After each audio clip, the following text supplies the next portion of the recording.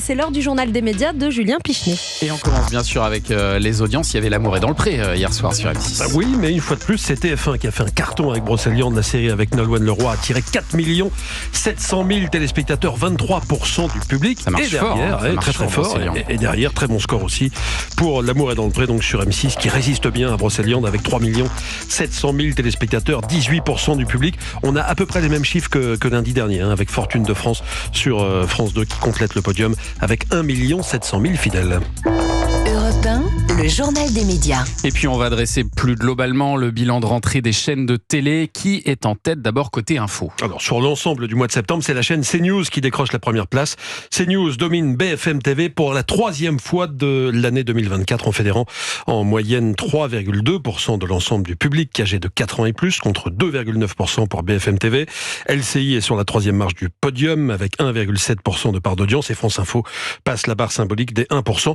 Concernant CNews, on se souvient que la semaine dernière, notre confrère d'Europe 1, Pascal Praud, qui est évidemment l'un des animateurs phares de CNews, avait établi un record avec l'heure des pros en réunissant plus d'un téléspectateur sur 5. C'était le 27 septembre.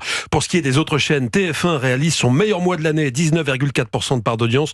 La Une le doit notamment à ses journaux télévisés, à son magazine 7 à 8, à ses jeux comme Les 12 coups de midi, Koh-Lanta ou Qui veut gagner des millions, qui a très bien marché, mais aussi donc à ses séries comme Brocéliande et HPI avec Audrey Fleurot. HPI qui a encore attiré plus de 6 millions de téléspectateurs la semaine dernière. France 2, qui avait été la première chaîne de l'été avec les Jeux Olympiques, n'a pas démérité et s'empare de la médaille d'argent avec 15,4% de part d'audience. Suivent France 3 et M6. Tiens, en septembre dernier, M6 était 3e. La 6e chaîne a perdu une place par rapport à la même période de l'an dernier. Et puis hier, BFM TV a annoncé le lancement de BFM 2. Alors concrètement, qu'est-ce que c'est, Julien? Alors il s'agit de la nouvelle chaîne digitale qui permet de suivre des événements en direct. D'ailleurs, tout est dans leur slogan. BFM 2 veut proposer 2 fois plus d'infos. En revanche, quelques différences sont à noter par rapport à sa grande sœur BFM TV. Par exemple, il n'y a pas de plateau, il n'y a pas de tranche dédiée. C'est du flux en direct. Les journalistes de BFM 2 seront pour la plupart dans des cabines, un peu comme des streamers, nous explique Julien Melcarec. Il est directeur délégué à l'information digitale BFM RMC. Il nous a aussi partagé les objectifs de cette nouvelle chaîne digitale. Alors, il y a un double objectif. D'abord, c'est d'être complémentaire à BFM TV. C'est de dire, voilà, vous suivez un événement, mais en fait, il y en a plein d'autres en même temps et on va vous donner la possibilité de faire ce choix, de regarder l'événement que vous voulez suivre.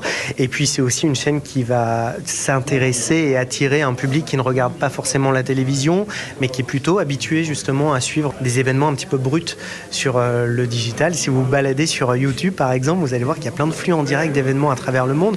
BFM 2, c'est exactement la même promesse. Et cette naissance intervient à un moment où BFM, Thomas, change de directeur général adjoint, parce que Fabien Namias, ancien directeur général adjoint de LCI, a pris les commandes de BFM TV. Il remplace Marc-Olivier Fogiel qui quitte la chaîne Info après 5 ans à sa tête. Et puis jeudi, Caroline Roux recevra le Premier ministre en prime time dans son rendez-vous politique, l'événement. Oui, actualité politique oblige. France 2 casse son antenne pour accueillir Michel Barnier en plateau dès 20h45. Le Premier ministre, qui va faire son discours politique général aujourd'hui à l'Assemblée, devra répondre aux questions des téléspectateurs et des journalistes. Alors pour le recevoir, France Télévisions a déprogrammé un numéro spécial, un numéro d'envoyé spécial. Jeudi, Michel Barnier sera face à HPI sur TF1 qui réunit chaque jeudi plus de 6 millions de téléspectateurs. On verra si le chef du gouvernement parvient tout de même à attirer les foules. Qui sera le plus fort entre Audrey Fleurot et Michel Barnier? 2 salles, 2 ambiances, quand même. C'est ça, très différent. Et puis le mercato des médias n'est toujours pas terminé puisque Énergie a annoncé un nouveau recrutement hier soir. Celui de Camille Combal qui revient donc à la radio. L'animateur de Danse avec les stars de Masked Singer sur TF1 retourne à ses premières amours. Il avait commencé sa carrière à Énergie entre 2006 et 2008. Il débutera mi-octobre. Il occupera la casque pilotée Coé avant d'être écarté. Pour l'instant, Camille Combal ne devrait être à l'antenne que jusqu'à Noël. Pour la suite, on verra, signaler la direction. Et pour la 50e cérémonie des Césars, Canal+ a annoncé qui recevra le César d'honneur. C'est une actrice américaine qui a su conquérir le cœur des Français à travers de nombreux films comme Pretty Woman, Coup de foudre à Notting Hill ou encore Erin Brockovich. C'est Julia Roberts, bien sûr, qui sera honorée à l'Olympia le 28 février prochain. La cérémonie sera diffusée en clair et en direct sur Canal+. Et si on pouvait avoir des petites places, ça serait bien. Ça va pouvoir se faire, Thomas. Direction de Canal+. On va bien aller voir Julia Roberts. Et puis on termine avec le gagnant de la Starac, Pierre Garnier, qui a prêté sa voix pour la publicité d'une célèbre marque de rasoir. Je ne sais pas si vous avez vu ça. Vous allez reconnaître la marque, on ne va pas la citer. Voici ce que ça donne. De père en fils, pour tous c'est notre ambition.